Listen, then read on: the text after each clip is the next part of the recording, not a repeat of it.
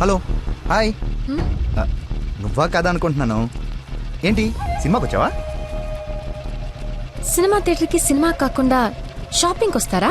ఓ ఇరిటేషన్లో ఉన్నావు అనుకుంటా. అయినా రాని వాళ్ళ కోసం వెయిట్ చేసే కన్నా వచ్చిన వాళ్ళతో ఎంజాయ్ చేయొచ్చు కదా, అదే సినిమా. అయినా నేను ఇప్పుడు పోలీసుని కాదు, ఆఫ్ డ్యూటీ. ఫ్రెండ్లో ఫీల్ అవ్వు. వస్తావు, వెతుక్కుంటూ వస్తావు. కొద్దిగా పోయిరా. ఏంటి పోసేది? మామిడి పొల రసం. బూంద్ బూంద్ మే హై స్వాద్. ఈ వయసులో ఏ బ్లాక్ అండ్ వైట్ ఆడాలి కానీ రెడ్ చూస్తున్నావు ఏంటి?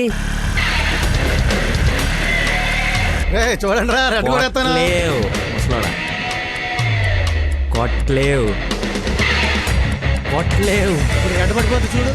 కొట్టలేవు, నువ్వు కొట్టలే. కొడతాను. నువ్వు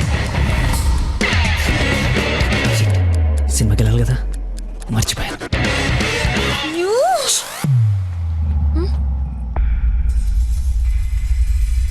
నువ్వు కొట్టగలవు. కుడితే చంపేస్తానన్నావు. ఆడేదో నటింతనాడో, నువ్వు జీవించు. రెడ్ వేసి తగలాడు. చూడు, రెడ్ వైపే చూడు, గురి పెట్టి చూడు. పడిపోవడానికి రెడీగా ఉంది చూడు. కొట్టు కొట్టు, వెక్కబడవాలి. చూస్తా తాత. ఈ ముసలో నాగండి వరకు నెత్తున్నాడు. కొట్టు కొట్టు కొట్టు కొట్టు. కొట్టా.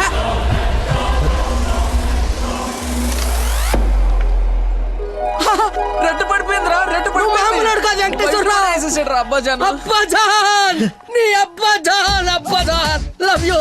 It's a passion of Christ. చూస్తా తాత. చూసా ఆ బాటిలో ఈరా అబ్బదాన్ తాగే. ఒరేయ్, ఇది గణిత శాస్త్రంలోనే ఒక అద్భుతమైన కట్టవరా. అబ్బా, వైద్య శాస్త్రం రా. ఏ శాస్త్రం అయితే ఏట్రా? ఇది ఒక మెడికల్ హిస్టరీలో మెరకలిస్ట్. రేయ్, ఈ రోగాన్ని చూసి డాక్టర్లు అందరూ బెదిరిపోవడం తప్ప గేమ్ ఆడి 4 గంటలు గెలిపించిన మహానుభావుడు లేడ్రా. రేయ్, నువ్వు మా పాలిట.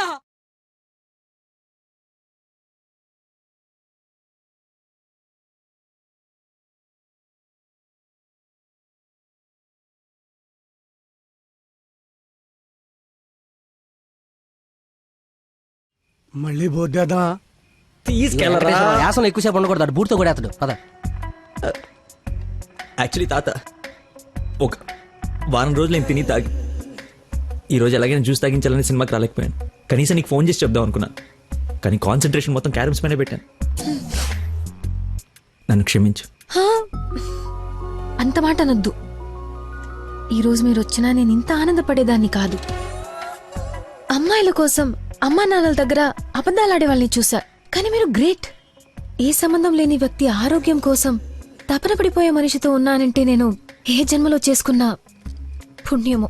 తమరికి అలా అర్థమైందండి. ఈ ఇన్సిడెంట్ తో మీరు అక్కడ ఉన్నారు. ఒక్కసారి మర్చిపోతే జారి కింద పడతాడు. చెప్పిన టైంకి రాలేదన్న కోపంతో ఫ్రెండ్షిప్ కట్ చేసుకుందామని వచ్చా, కానీ లైఫ్ లాంగ్ మిమ్మల్ని వదులుకోకూడదు అన్న ఆనందంతో తిరిగి వెళుతున్నా. ఓకే, మార్నింగ్ కలుద్దాం. ఆగు, చిన్న ఇన్ఫర్మేషన్ కావాలి. ఆటో ఎక్కు. ఏ ఇన్ఫర్మేషన్? నోరు మూసుకొని ఆటో ఎక్కు. రావే, కూర్చో. మాయా చట్నీ. అంబులు ఇంకా ఇంటికి రాలేదా? ఫోన్ చేస్తుంది నాకు. నాన్న. హలో, ఏమైందమ్మా? హలో నాన్న, ఏడవకు. ఏమైందో నీకు చెప్పు. నన్ను పోలీస్ స్టేషన్ కి తీసుకొచ్చారు. Police station? ఎందుకు? పక్కన ఎవరున్నారు? ఫోన్ ఇవ్వు ఒకసారి. మా డాడీ మాట్లాడతారంట. హలో, ప్రాస్టిట్యూషన్ కేసమ్మా. ప్రాస్టిట్యూషన్ కేసా? ఏం మాట్లాడుతున్నారు మీరు? 1 అవర్ లోపు CCS వచ్చి స్టేషన్ బయలు తీసుకో, లేకపోతే క్యాండిడేట్ ని కోర్టులో హ్యాండ్ ఓవర్ చేస్తా. అది కాదు. హలో, ఏదో ఎంక్వైరీ అని స్టేషన్ తీసుకెళ్లారంట. ఏమైందో నేను వెళ్ళి చూస్తాను కదమ్మా. అసలే నెలలు నిండిందని. నువ్వు కంగారు పడకు, నేను వెళ్ళి తీసుకొస్తా.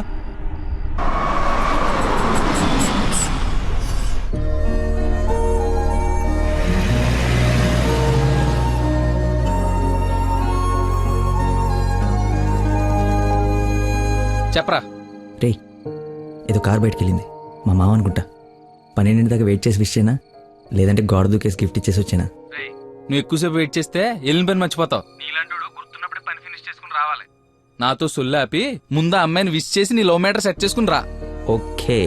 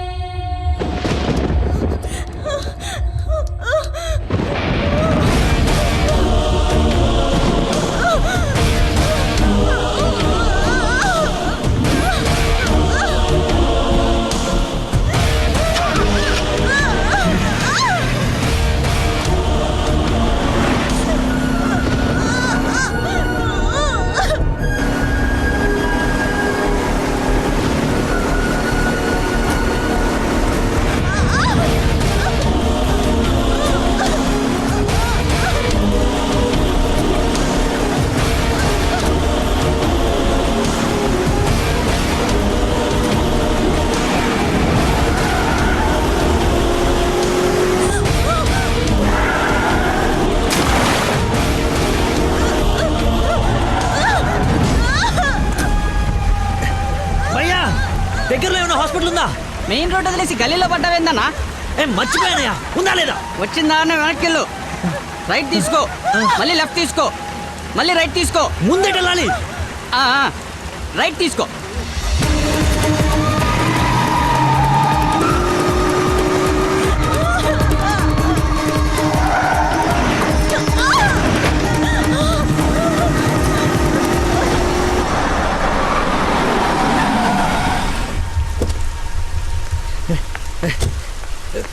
ఎవడే రోడ్ కట్టింగా?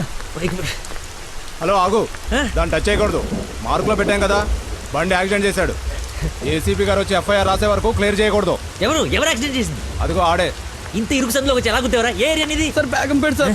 బేగంపేట అంటే మందే. బేగంపేట ఎక్కడ? అదే సార్, ఆ రైల్వే స్టేషన్ పక్కన బ్రిడ్జి ఉంది సార్, ఆ బ్రిడ్జి ఆపోజిట్ అపార్ట్మెంట్ సార్. శాంతిబాగా? అదే సార్. వారిని నాది శాంతిబాగ్ పక్కనే కదా.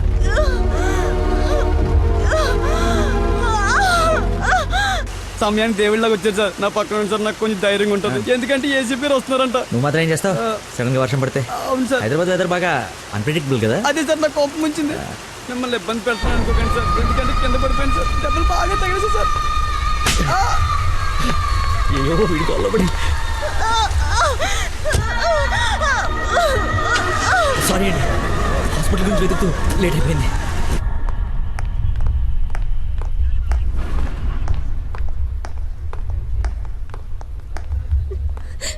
అమ్మ నందన, ఊరుకో ఊరుకో. సార్, ఎవరు తను తీసుకొచ్చింది? సార్ నేనే బ్రోతల్ కేసులో అరెస్ట్ చేసి తీసుకొచ్చాను. తను ఎవరో తెలుసా? నా వైఫ్. నేను పెళ్లి చేసుకోబోయే అమ్మాయి. డ్యూటీలో ఉన్నప్పుడు కొంచెం స్పృహలో ఉండి చేయండి. ఏదో బై మిస్టేక్ లా తీసుకొచ్చినా సార్. Sir sorry sir. ఏయ్, ముందు తను సారీ చెప్పు. సారీ మేడం, సార్ వైఫ్ అని తెలవాక. సారీ. పదండి అంకల్, వెళ్దాం. పదమ్మా వెళ్దాం. మీరేం వరి అవ్వకండి, నెక్స్ట్ ఏం జరగకుండా చూసుకుంటాను. నందన, నీ పర్మిషన్ లేకుండా నా వైఫ్ అని చెప్పాను. నెక్స్ట్ టైం ఎక్కడ కనపడితే నేను ఇబ్బంది పెట్టకుండా ఉంటారని చెప్పక తప్పలేదు. తప్పుగా అనుకోకే. సార్ ఎందుకు అలా అనుకుంటుంది బాబు, ఏం పర్లేదులే. నందన ఫేస్ చూస్తుంటే కోపం వచ్చినట్టుంది అంకుల్. అయినా ఇంట్లో పోలీస్ ఉంటే ఉపయోగం ఉంటుంది కదా. Think about it. నాన్న వెళ్దామా? సరే ఉంటాం బాబు. Okay uncle. సార్ ఇంతకీ ఆ అమ్మాయికి మీ ఇంటెన్షన్ అర్థమైందంటారా? రేయ్, తనది నోట్లో వేలేసుకునే వయసు కాదురా, నోరు తెరిచి ఐ లవ్ యూ చెప్పే వయసు. ఈ ఇన్సిడెంట్ తన బుర్రలో స్ట్రాంగ్గా రిజిస్టర్ అయి ఉంటుంది. ఈ రోజు మీరందరూ చాలా కష్టపడ్డారు. ఈ డబ్బులు తీసుకొని ఎంజాయ్ చేయండి. వెళ్ళండి. Thanks sir.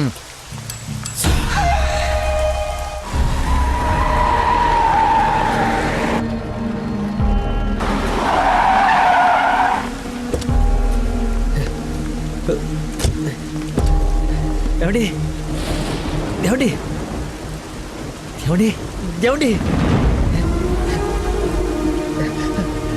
ఏమండి